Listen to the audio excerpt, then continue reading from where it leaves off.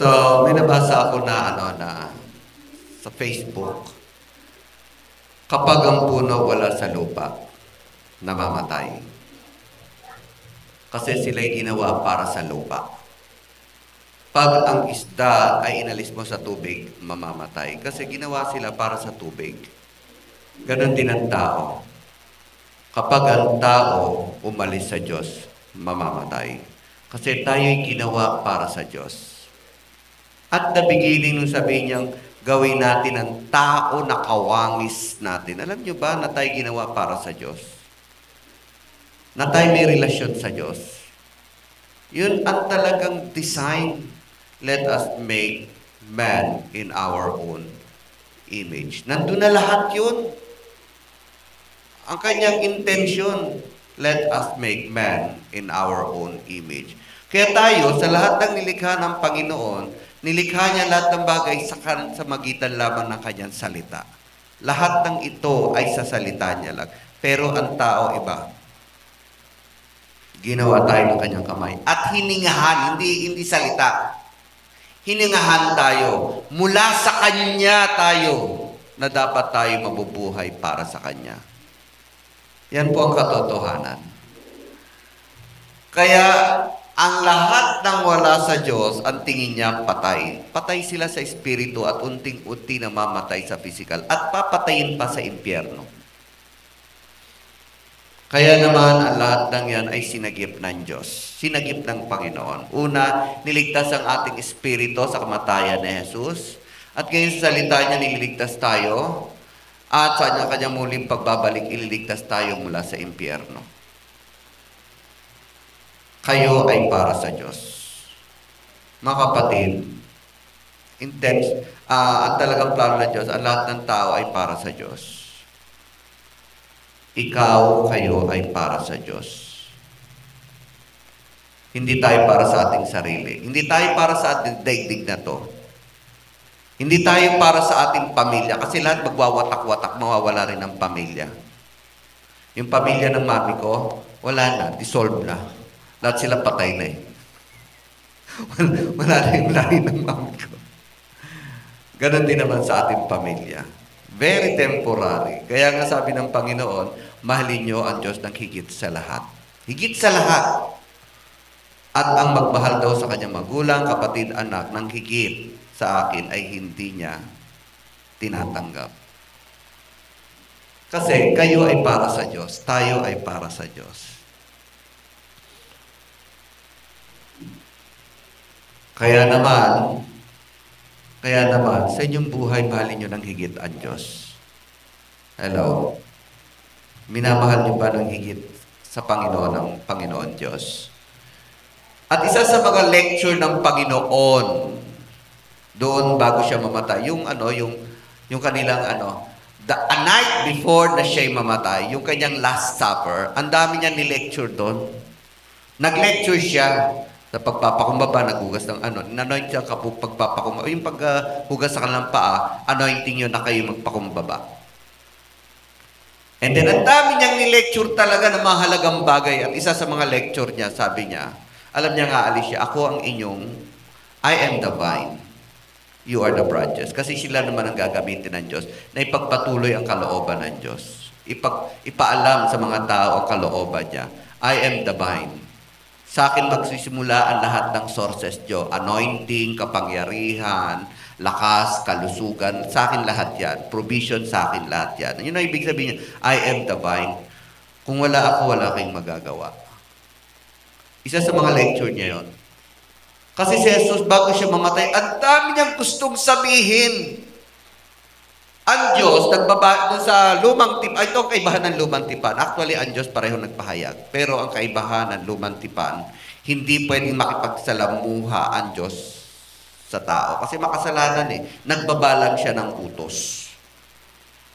Pero pagdating kay Jesus, nakisalamuha siya, nagkatawan tao, at naki-equal. Pero nang siya naging equal, na pwede na siya mag-lecture, ipahayag ng detalye. Kasi sa lumang tipan, hindi detalye yun, yung gusto ng Diyos, hindi detalye yun, kaya naging legalistic.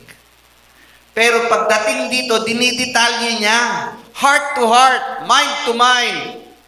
Understanding to understanding. Talaga, kaya yung gabing iyon, marami siyang gustong explain sa tao. Kaya sabi niya, marami pa akong gustong sabihin, sabi niya doon sa John. At that night, marami siyang ibababa sa tao. Marami siyang explain sa tao kung paano mabuhay kasama ang Diyos. Kung sino ang Diyos sa buhay nila. Pero sabi niya, pero bababa ang Espiritu Santo, siya na ang lahat na mag-explain sa inyo. Kaya isa sa mga topic ito, kung wala si Jesus sa buhay nyo, you are nothing. Nabubuhay nga kayo, but you are dead in the eyes of God. Nabubuhay nga kayo, pero walang kwenta sa mata ng Diyos ang lahat ng ginagawa natin. Lahat ito basura. I am the vine. Yan ang kalagahan nun. And you are the branches. Kapag wala ako, wala rin kayo. Basahin nga natin John 15, yung isang verse lang na to, kasi ang dami niyang diniscuss eh. Yung last night niya, actually, binababa niya na sa lahat ng gusto niyang sabihin, na detalye, detalye na talaga. Paano ang mabuhay kasama ang Diyos? Sino ang Diyos sa buhay natin? Pero sabi niya, hindi ko kaya. Bababa ang Espiritu Santo at siya na mag-explain sa inyo sa lahat ng ito. At isa sa mga mahalaga, syempre, sasabihin niya lang na talagang maubos na yung oras niya, yung mga mahalaga. Isa sa mga mahalaga na gusto niyang ituro sa atin, sa lahat ng ginagawa niyo, dapat kasama siya. I am the vine. Kung wala kayong magagawa. Kaya wala kayong pagmamalaki. You are the branches. If a man remains in me and I in him, he will bear much fruit. Wow! Praise God! Apart from me, you can do nothing. Nung ako'y nagpagawa ng bahay, hindi makapaniwala yung mga kapatid ko, nung nakapagpagawa ako ng bahay, pinintasan pa nila ako na sa meager income ko as a teacher, nakapagpatayo ako ng bahay. At inusgahan pa ako na yung mga perang pinadadala nila, maging sa church. Ang bigat, yun ang pinakasasama ng loob ko, ginamit ko daw sa bahay. Kaya nagkaroon kami rin ng samaan ng loob dahil pinagbintangan ako. Yung pera sa church, ginamit ko. Yung mga tithes nila, pinadadala sa ginamit ko. Ang totoo, hindi. Kasi nung ako'y nagpapastor sa Tandang Sora, tanging church lamang namin. Kapag may youth camp, libre ang lahat. O sa kayo makakita ng ganon, ako pa'y namimilit, sige na, pumunta ka na. Sagot lahat yan. Kasi lahat ng mga perang nakuha ko, tithe sa church, tithe nila, hindi ko ginalaw kahit isang kusing. Nakatago lang yan, tinatabi ko. Kaya kapag may activities kami, libre lahat. Anniversary, gastos lahat. Wala sila. Pero mali din pala yun, umaabuso. Mali din pala yun. Dapat matutunan ng church ang gumastos. Wag lahat libre. Kaya nung yung mga members ko na umalis na ako doon, pumunta sa isang church, talagang ang laking pagbabago kasi nung nag-announce na magkakaroon ng youth camp, nagbabayad sila. Sila na magbabayad. Talagang, nanibago talaga sila, kaya mali din no? Kailangan patikimin ang mga members na magbigay, no? At kayo pagpapalain din. Kaya para kayo pagpalain, mag-anniversary na tayo, magbigay. No? Family or individual. No? Ibabalik sa inyo ng maraming beses yan. Yung pala, hindi lang pala bahay ang ibibigay sa akin. Dahil talagang kahit anong mangyari, I remain with God. I remain with Jesus. Nakalaban ko mga kapatid ko, nakalaban ko yung elders dyan sa kabila, lahat ng yan. No? Yung pala, may kalooban din talaga minsan ida-down ka, no? Para i-rise up ka naman. Hindi ko akalain na pangarap lahat ng pastor na magkaroon ng sariling church. And he gave this church. Inaangkin ko na hindi akin to. Ibinibigay ko ito sa church. Kaya kayo mga susunod na leaders, inyo to. Kayo ang magpapatuloy. Minsan nga may pumunta ritong malaki na rin yung church pero umuupa. Sabi niya, Ganda ng church nyo. Inyo na to? Opo. Ay, talaga. Sabing ganun. Kaya lahat po yan, plano lahat ng mga members yan. Kami nga hindi kami makapagplano kasi umuupa lang kami. Limited. Yun ang hirap sa wala kayong property. But here, ang sarap magplano, ang sarap mag-isip, ang sarap magbigay. Kasi alam nyo, lahat ito ay sa Diyos. And because of this vine, hindi ako nang hawakan sa salita ng iba, sa turo ng iba. Talagang, you know how to be connected with God. Nafe-feel mo siya. Naiisip mo siya. Nasa lips mo siya. Yan ang patunay na you are connected with God. Siya ang source, ikaw ang branches. Siya ang vine, ikaw ang sources. Ikaw ang branches. Kaya kung hindi nyo nararamdaman ng Diyos, baka disconnected kayo. Abala-abala na kayo. Or puno kayo ng sama ng loob. Or hindi nyo masunod ang kanyang kalooban, hindi nyo na siya mapifeel. Or bakit hindi nyo naiisip? Kasi punong-puno na rin kayo ng plano nyo. Punong-puno na rin kayo ng mga problema nyo. Hindi nyo maiisip siya, baka disconnected na rin kayo. Or hindi mo man lang siya mapuri, hindi mo man lang siya mapatotoo, baka disconnected na kayo. Yun ang mga signs na disconnected kapag hindi nyo na siya nafe-feel. Yun ang nakakatakot pag hindi nyo na siya nafe-feel. Hindi nyo na siya naiisip, hindi nyo man lang konsultahin, hindi mo lang siya malaman ang kalooban niya, disconnected na yon. Wala na kayo sa wifi ng Panginoon. Ha? Napundi na. Kaya, isa sa mga laga na sinabi niya bago siya mamatay sa krus, kasi hindi niya na kayang sabihin pa huhulihin na siya marami pa akong gustong sabihin sa inyo, pero pagbaba ng Espiritu Santo, sasabihin niya sa inyo lahat ng yan. Kaya marami pa talaga, patuloy ang kaalaman natin sa Panginoon. Kaya patuloy nating malaman kung sino siya. Patuloy natin alamin kung sino siya sa buhay natin. Kasi sa buhay ng tao talaga, ang pinakamalaga, makilala mo siya sa buhay mo. Wala nang iba. Hindi yung magagawa mo, hindi yung anointing mo, hindi yung nakapagtayo ka o nakapag-build ka ng kung ano. What is important in life is nakilala mo siya kung sino siya sa buhay mo. Yan ang importante.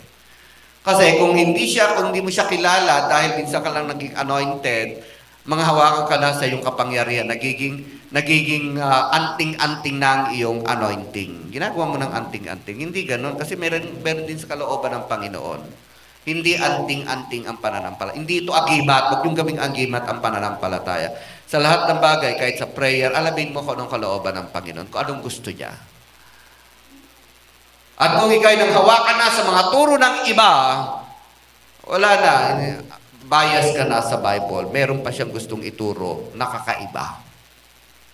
At kung ikaw naman ay gaya-gaya, wala kang, yung wala na rin ang Espiritu Santo sa inyo. Kasi ang Panginoon talaga nagagabayan. Kahit di ka manggaya, siya talaga magbibigay ng para sa inyo. Kaya nga, He is the source.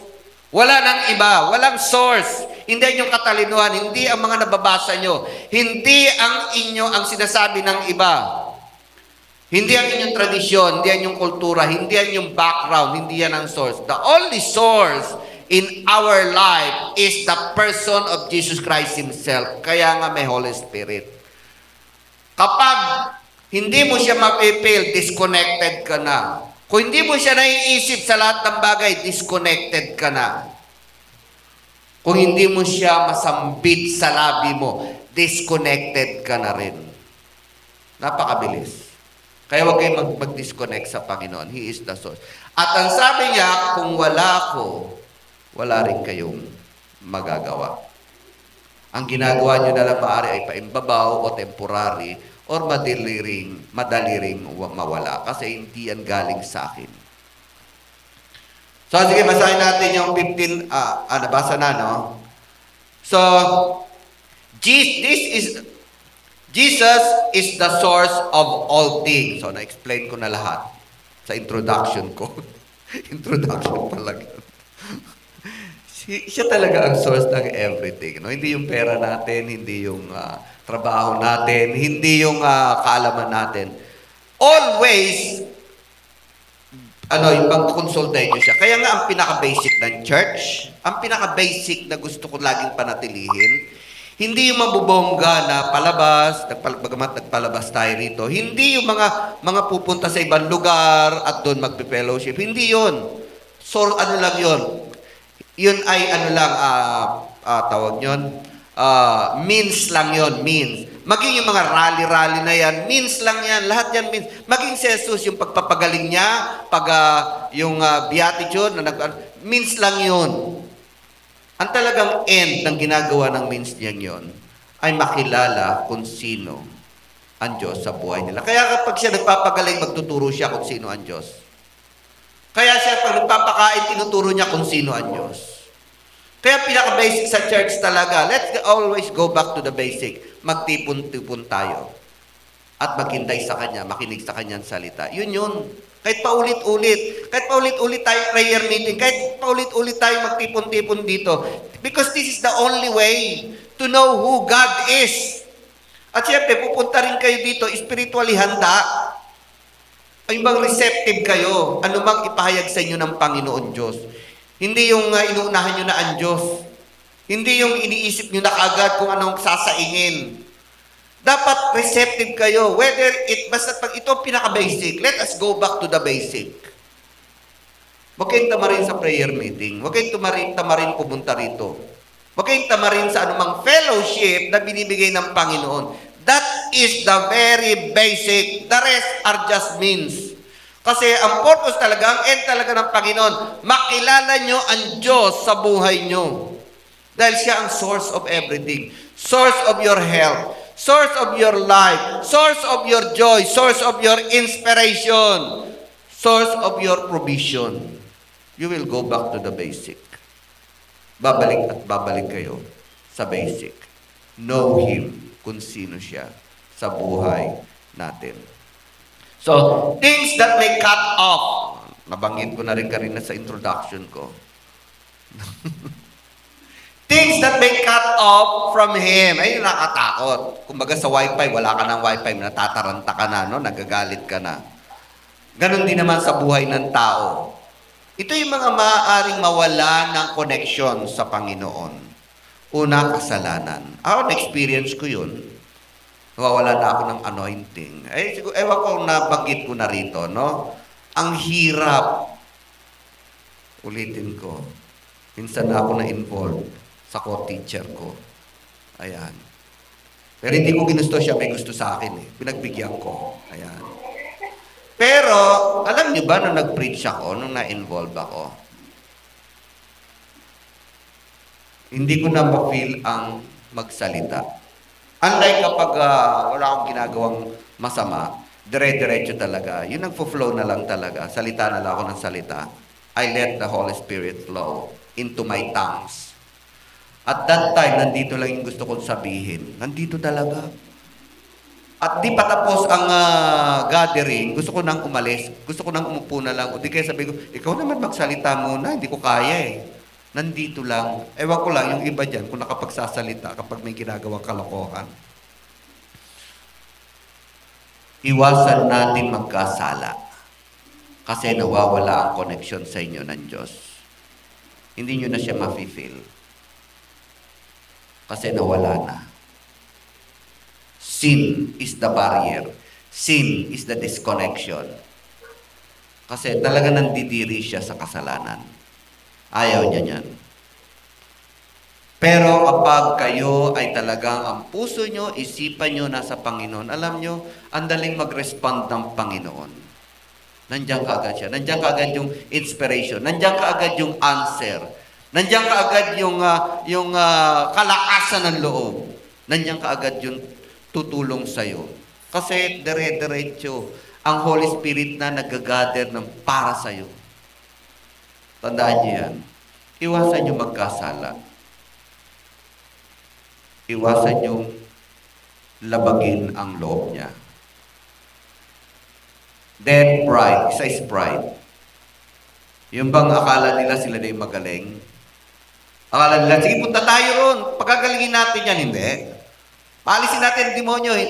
Alam nyo, mag-sok muna kayo sa Espiritu Santo kung ito'y kalooban ng Panginoon. At kung ngayon, kung hindi man talaga, sabihin nyo, hindi naman to katamaran, talagang you need the inspiration, the guidance of the Holy Spirit. Huwag kayo sugod ng sugod. Kundi ba, kayo ba ang hapsapian ng masamang espiritu? Hindi ganon, no? Lilipat lang sa inyo yon. Pride, kapag sinarili nyo ang gawain ng Panginoon, pride yan. Yung mga ayaw sa Panginoon, kaya nabuang evolution, nabuo ang mga scientific religion, because the only purpose of that is to exclude God. Yung evolution kasi, ang purpose niyan talaga is to exclude God. Ang evolution, ang pinuprove nila, no? Hindi nila pinuprove kung saan galing ang Diyos, ay kung saan galing ang tao. They want to prove that there is no God. Yun lang ang gusto nilang i-prove.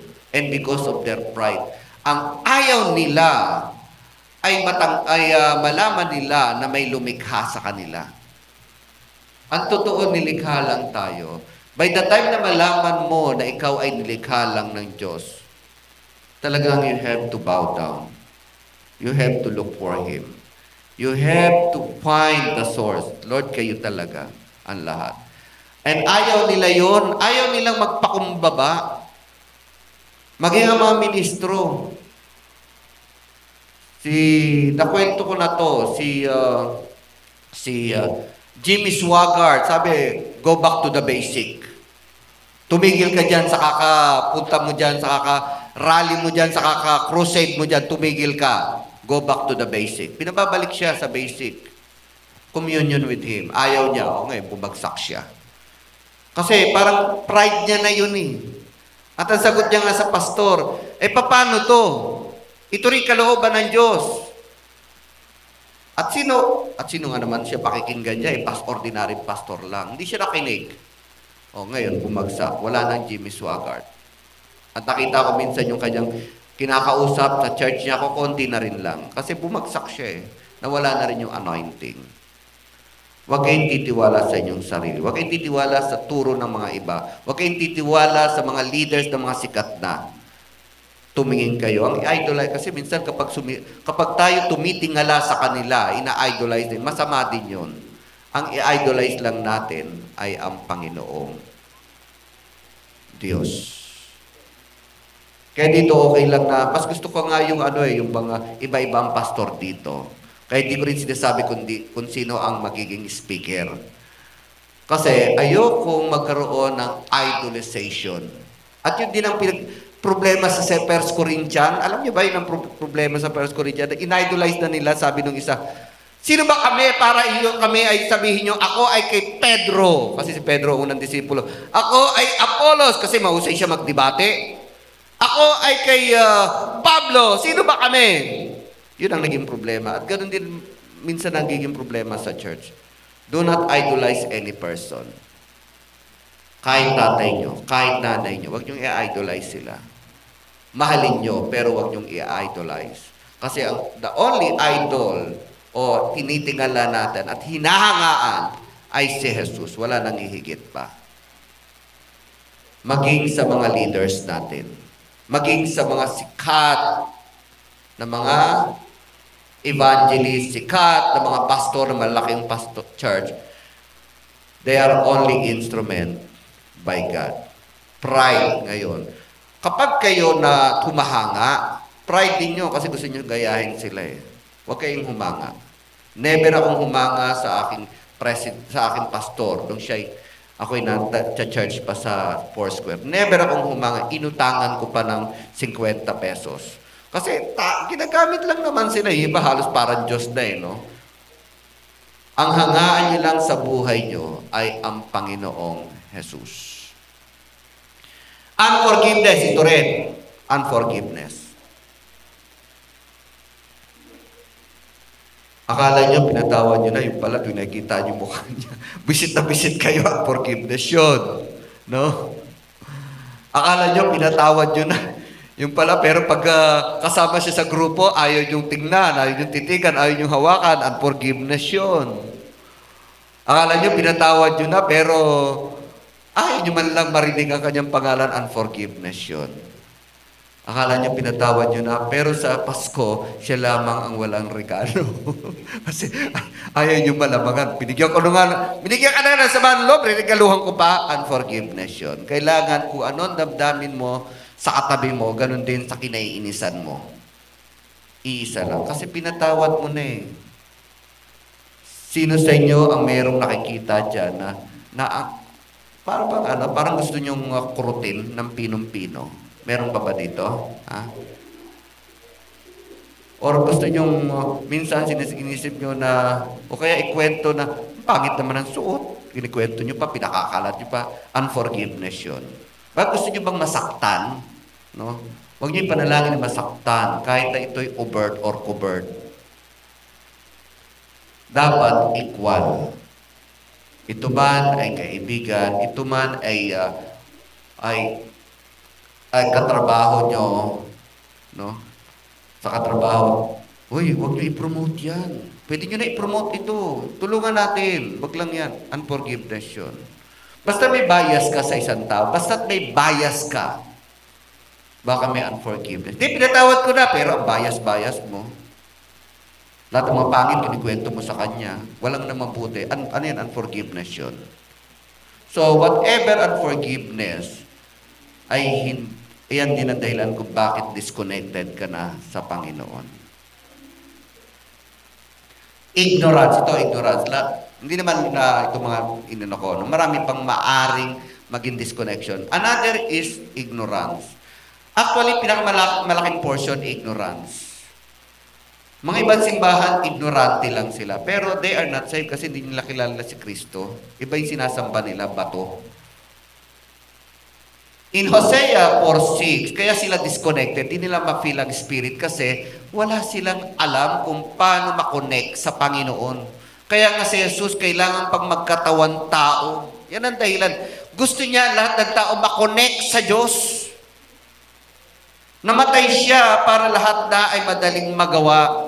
Lahat ay patawarin. Pero kailangan pa rin nilang makilala ang Panginoon. Kailangan pa rin. So Hosea said, my people are destroyed from lack of knowledge because you have rejected knowledge, I also reject you as my priests. Because you have ignored the law of your God, I also will ignore your children. Alam nyo, ang kaligtasan talaga kasama dyan ang kaalaman. Kaya nga pinapahayag. Kailangan malaman nyo at mag-sink in at mag-repent kayo. Kaya paano sila magre-repent kung hindi nila alam? Paano sila magsisisi kung wala silang kaalaman? At ngayon sa mga Kristiyano, paano nyo malalaman na disconnected na kayo kung hindi nyo alam ang kalooban ng Diyos? Akala nyo connected pa kayo. Yung pala, yung mga ginagawa nyo, hindi na pala gusto ng Diyos. So disconnected na uli siya. Wala na uling source.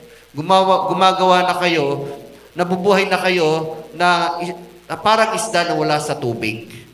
Alamin nyo ang kalooban ng Diyos. Kaya sa panalangin ko ng pagtanggap, bukod sa pagpapatawad, malaman, kasi ganito ako magpatanggap Panginoon, salamat. Gospel na. Panginoon, at pwede nyo i-share Panginoon, salamat kayo.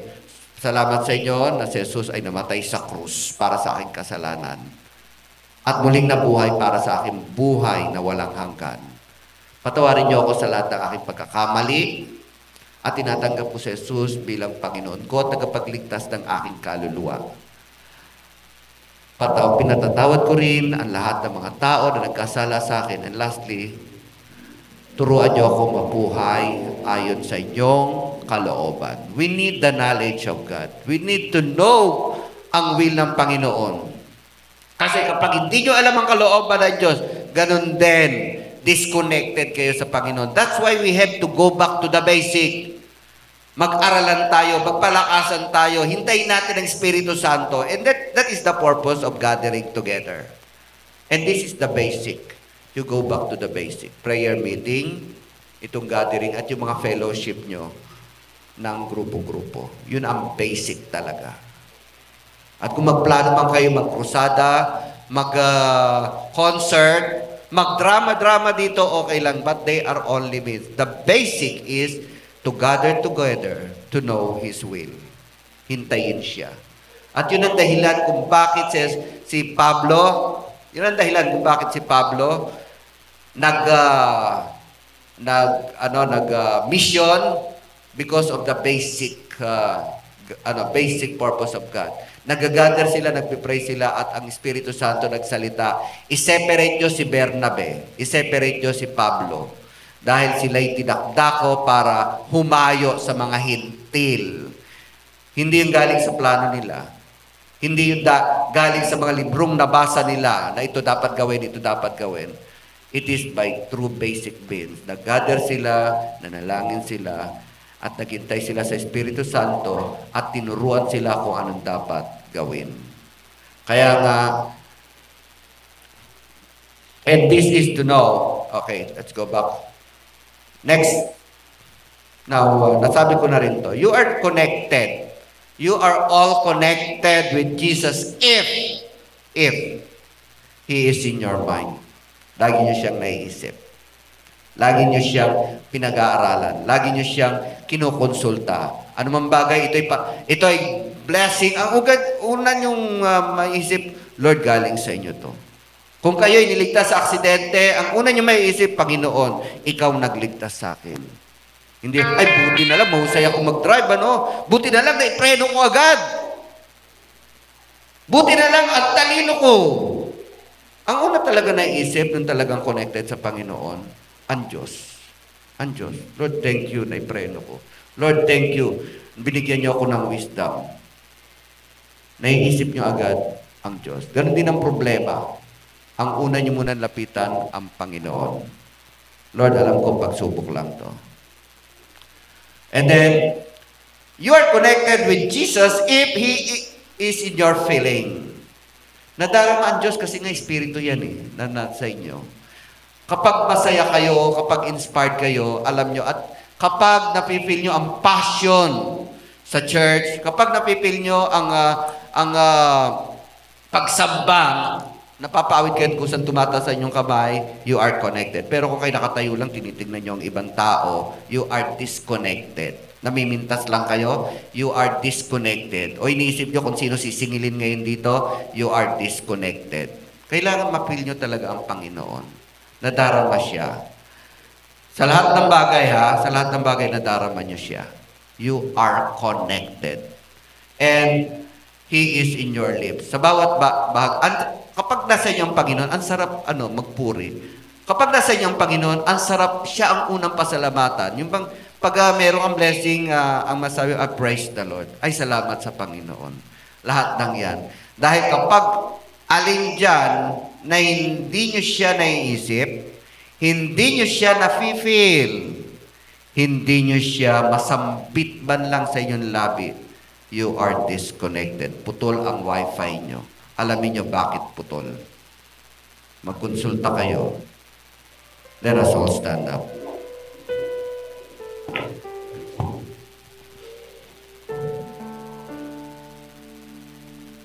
Praise God.